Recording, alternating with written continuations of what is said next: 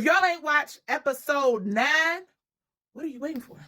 And if you ain't watched this yet, go save this video so you can hear what I got to say about it and go watch it and then come back. And I told you, Kristen killed Wendy. I told you.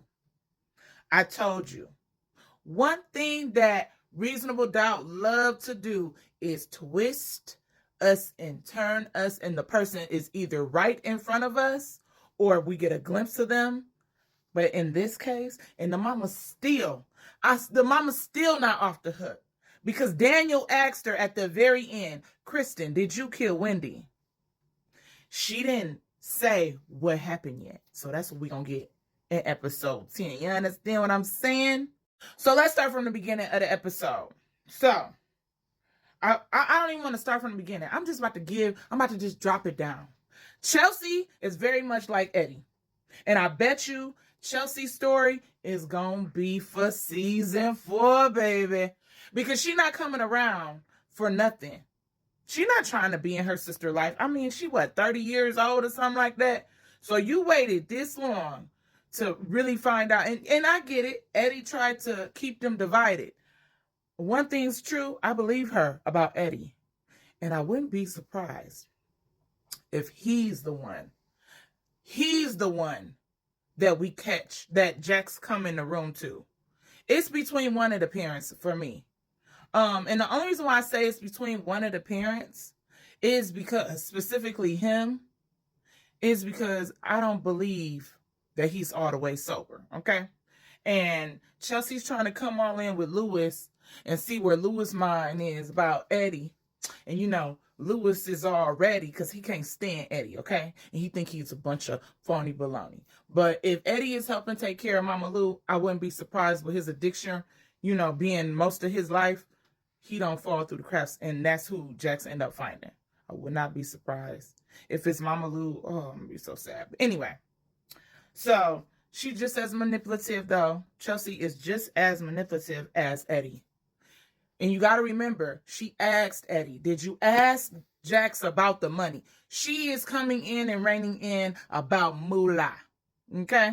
So I wouldn't be surprised if she's the next case or the next problem going into season 4. They're not about to reveal too much of her just yet. They love to give us ounce and bits, just like they did with Chantel's story.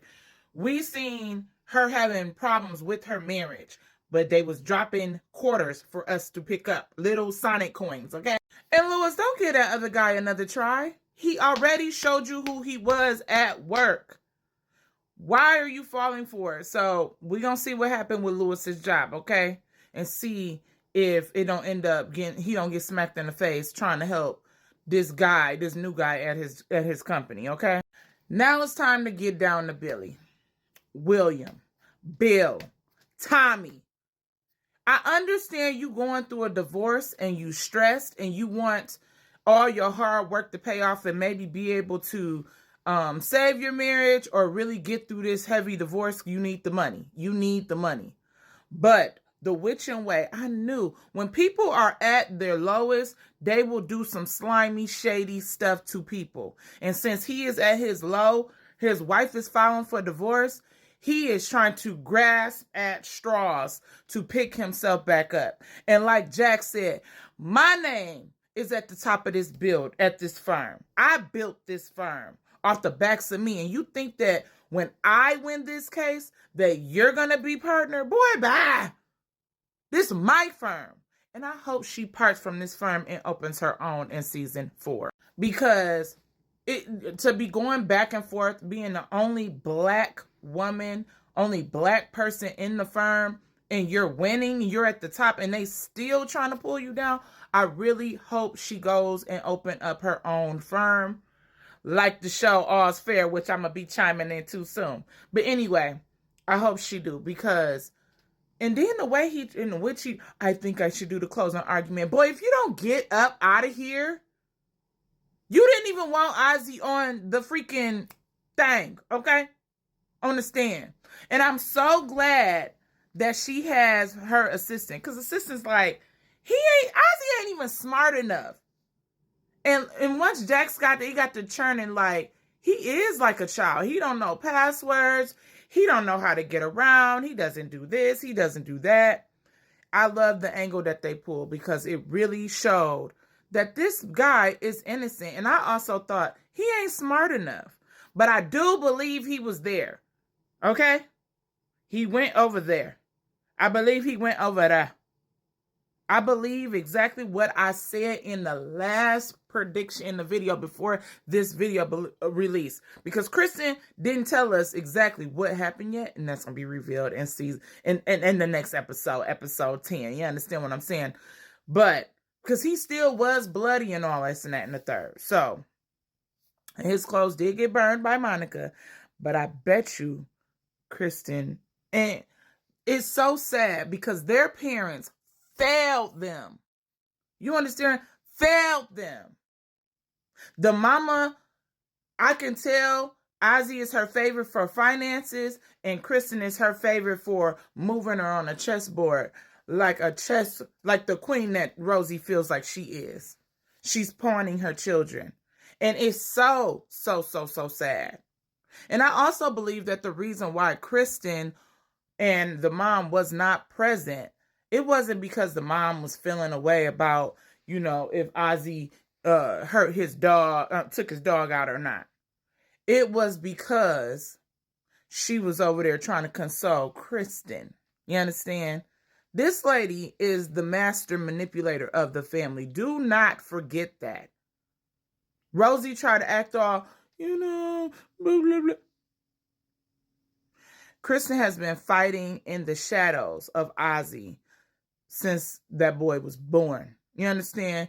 And it's just so sad, okay? It's so sad. She was so, like, my parents ain't gonna be looking at me, so at least let my brother give me the attention that I need. And Wendy was a big distraction for her. The dog was a distraction for her. I'm glad that they humanized Ozzy more because they kept showing a lot of his mental illness triggers.